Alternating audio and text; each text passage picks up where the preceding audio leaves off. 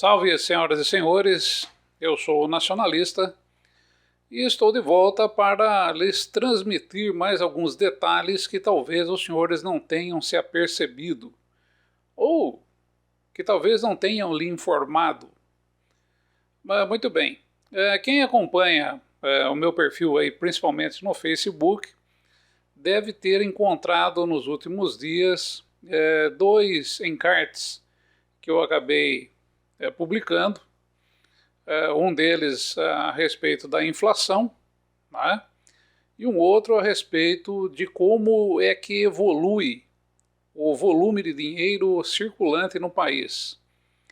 E o que tudo isso teria a ver com essa última emenda trampolim que foi editada pelo governo para distribuir dinheiro em forma de auxílio emergencial à população, o que, na minha modesta opinião, configura-se compra de votos, e isso deveria ser absolutamente banido, deveria ser barrado, melhor dizendo, né, pelo STF e pelo TSE, mas eu acredito que isso não vai acontecer porque, infelizmente, nós estamos aí em mãos, né, melhor dizendo, de pessoas que estão aí concordantes com o sistema.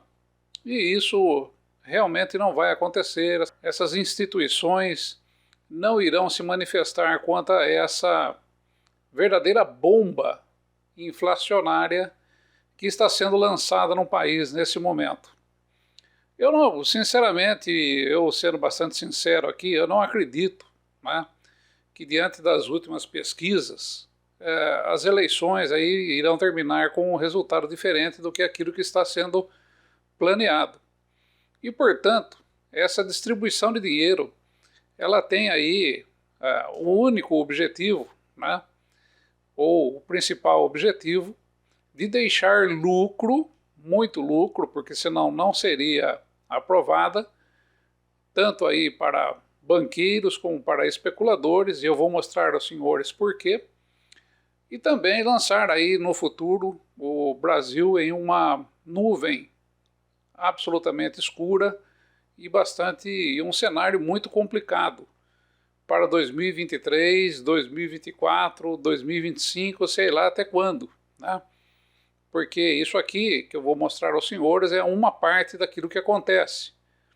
Existem, lógico, outras ocorrências que estão aí dentro desse pacote e que provocam aí essa altíssima inflação que temos no país.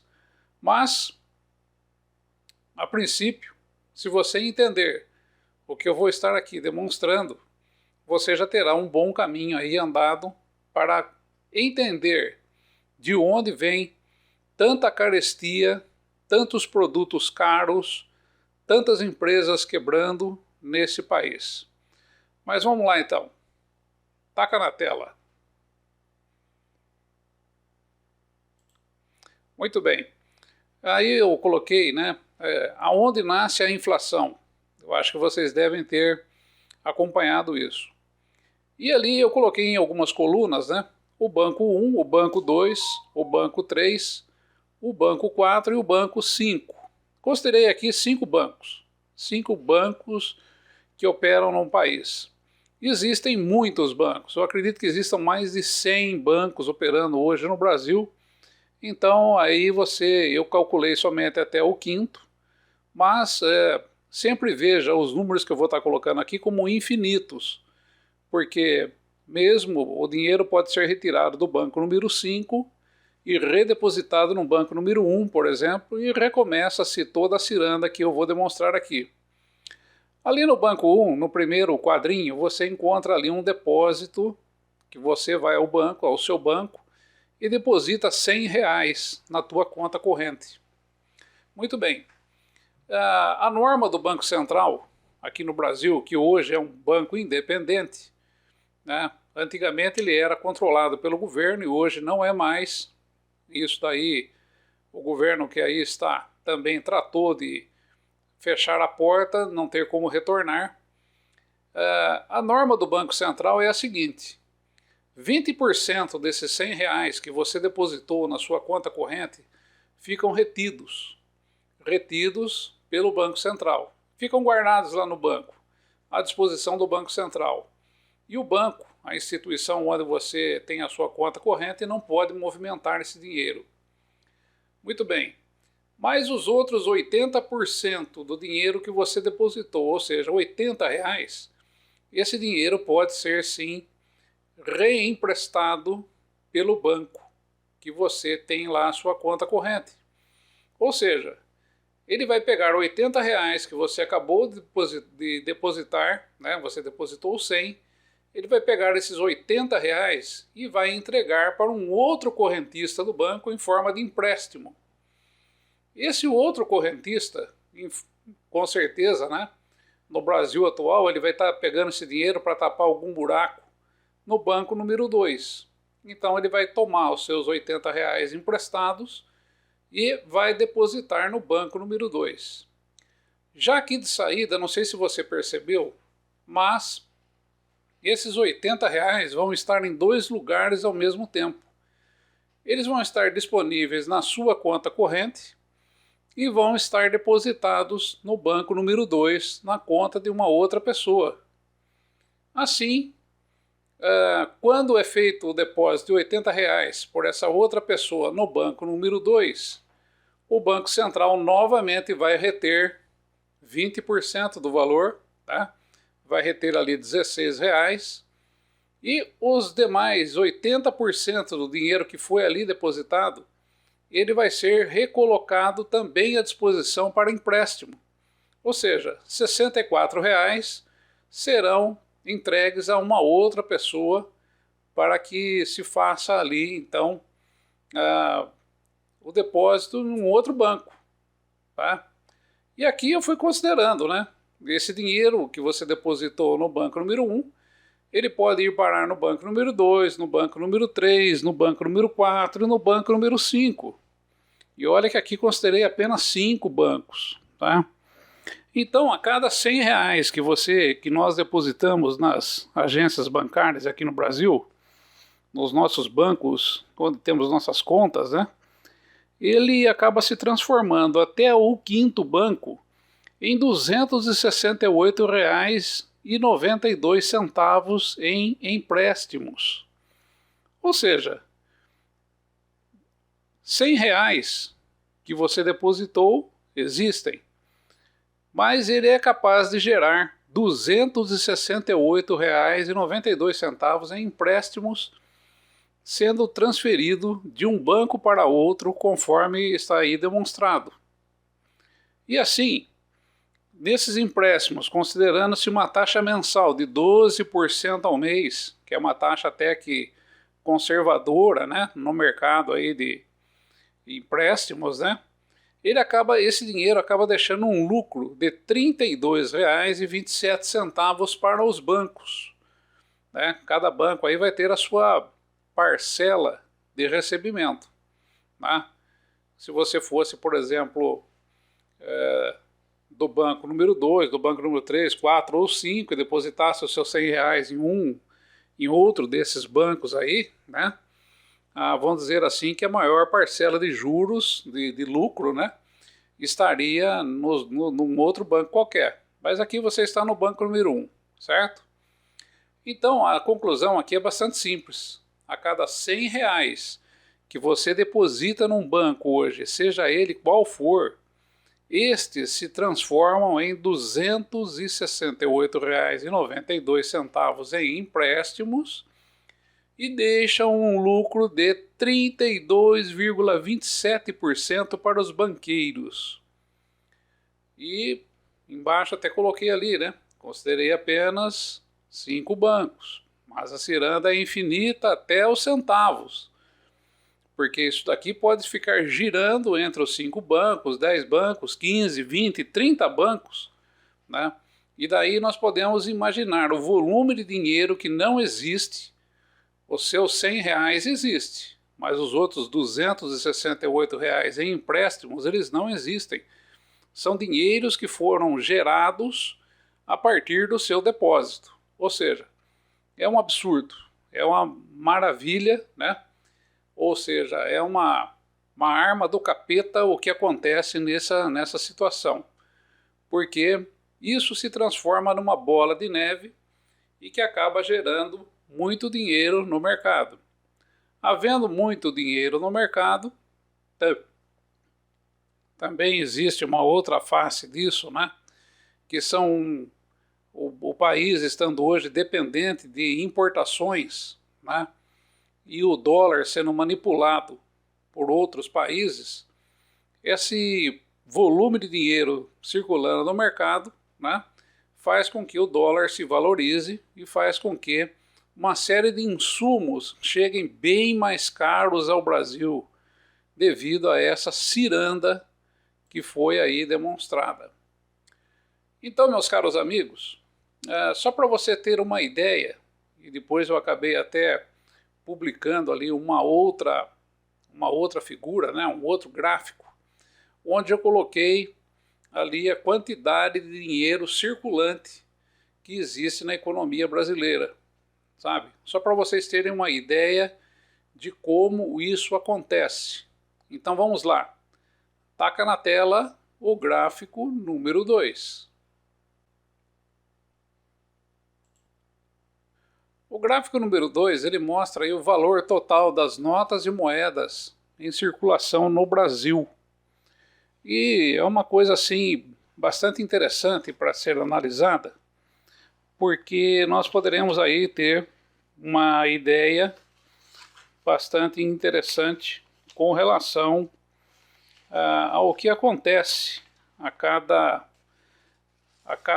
movimentação maior de volume de dinheiro entrando no mercado, ou seja, sendo depositado nos bancos, certo? Só para você ter uma ideia, no ano de 1997, o Brasil tinha 77 bilhões de reais em circulação. Circulava no país todo uma quantidade de dinheiro equivalente a 77 bilhões de reais. Já dando um pulo mais adiante, no ano de 2019, nós tínhamos 275 bilhões de reais circulando na economia. Ou seja, demorou dos 22 anos se passaram para que houvesse um aumento de 250% no volume de dinheiro circulante no país, sabe? Inclusive ali você pode até observar, né, que houve ali um aumento um pouco mais expressivo, né, até o ano de 2014, 2015, depois isso começou a cair. Foi quando exatamente começou uma crise muito grande aqui no país, tá?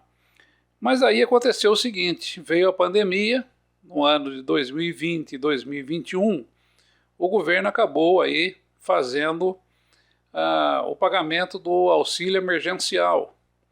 E foi inclusive naquele momento que foi preciso a emissão de notas de R$ 200, porque o volume era muito grande.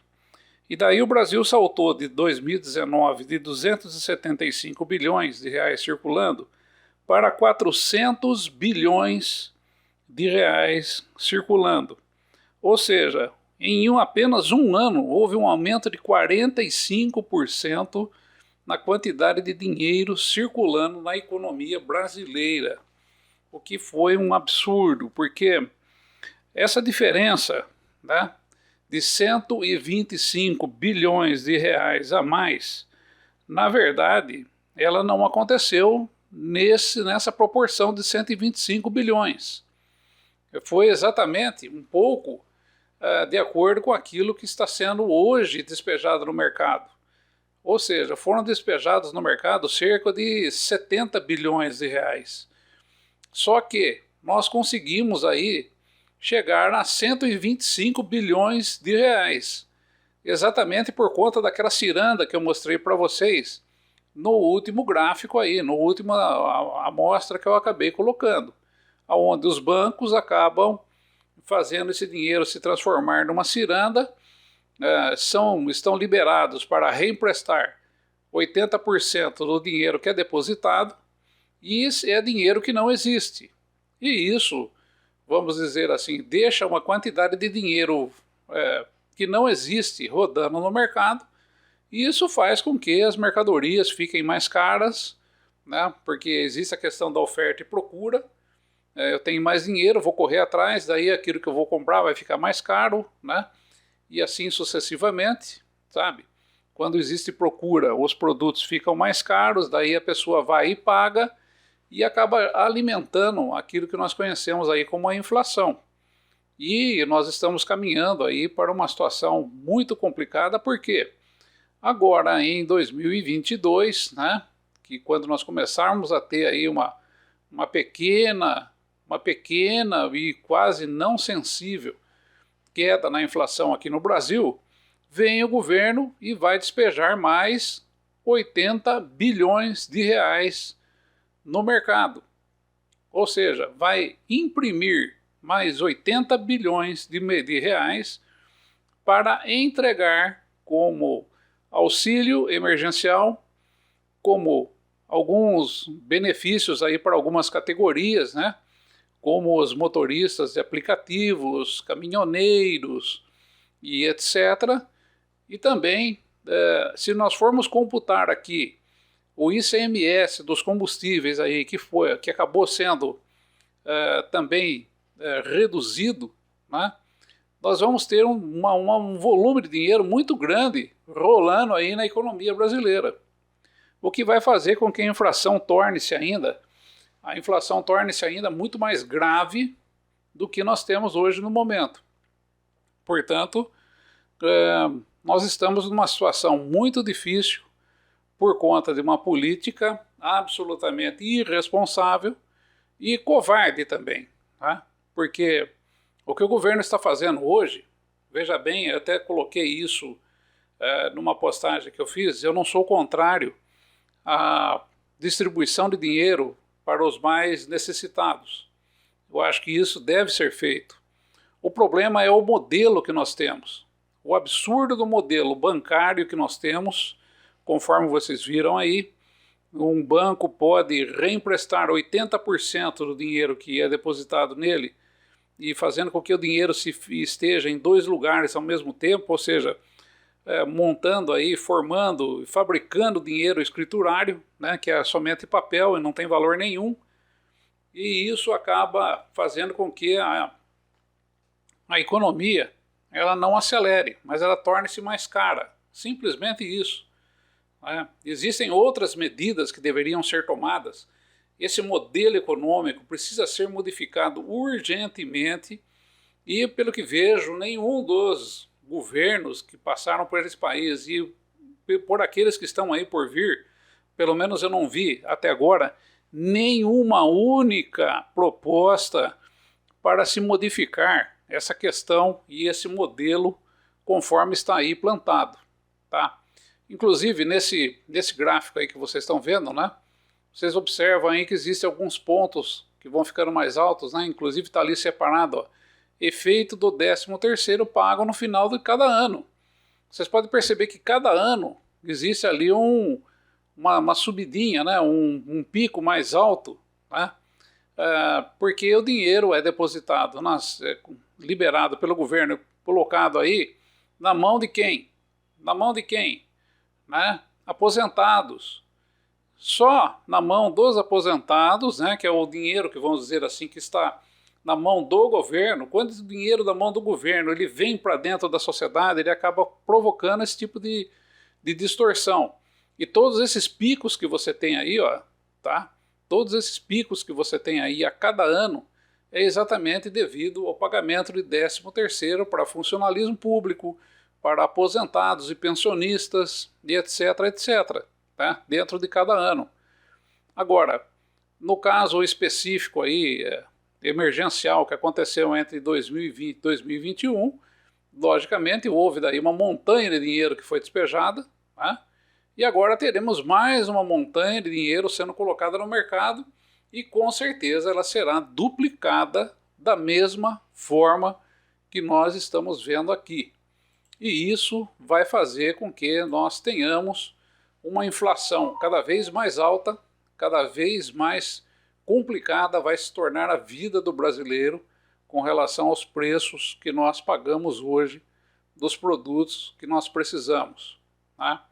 Inclusive aqui cabe até aí uma informação, né? As pessoas aí eu vejo muita gente reclamando aí com relação, por exemplo, ao preço do leite, né?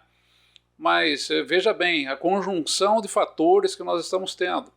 E isso não vai acontecer somente com o leite, vai acontecer em outros momentos também com outros produtos. O leite hoje, nós estamos no período de seca. No período de seca não existe pasto, o pasto fica seco. E o gado, ele não vai sobreviver comendo aquele capim seco que está lá. É preciso que o proprietário coloque ali, tá? Ele coloque ali o proteinato, né? O sal e etc., para fazer com que o gado se mantenha vivo, ração, né? E continue produzindo leite. Porque senão, o que vai acontecer? O gado vai morrer de fome. E hoje, de acordo com preços aí que eu tenho acompanhado e tenho visto aí do proteinato e de ração e tudo mais, né, o próprio preço aí de uma série de insumos aí que são utilizados, até vacinas, né, e tudo mais, os preços estão absolutamente absurdos. Por quê? Existe procura, existe dinheiro sobrando no mercado circulando, os preços vão subindo, muitos desses produtos têm insumos aí que são importados. Infelizmente o Brasil é uma vergonha que foi desindustrializado, nós não temos esses produtos aqui. E sendo importados aí temos ainda mais a barreira do dólar para vencer, né? Então é uma luta assim absolutamente titânica dos produtores de leite do Brasil, que estão produzindo com um custo elevadíssimo.